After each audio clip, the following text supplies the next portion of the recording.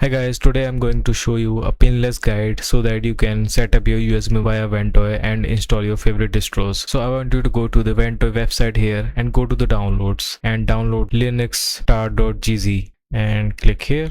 Save it, go to the downloads folder, and here you can see the Ventoy tar.gz and you can simply extract it. I'll just open it. You can open terminal here, and here you can see this particular Ventoy GUI x86/64 script. So we're going to first give the executable permission to this, enter this, and then simply run it.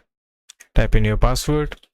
And here we go. We have a running GUI for setting up Ventoy to disk, and here you can select your device USB drive. So in my case, this is SanDisk Ultra, and I have it already installed on it, but you can just simply install it again like this, and it will just complete it in few seconds. Click OK, and it is done. And then you can simply push your ISOs into your Ventoy USB drive. That would be all. Goodbye and donk.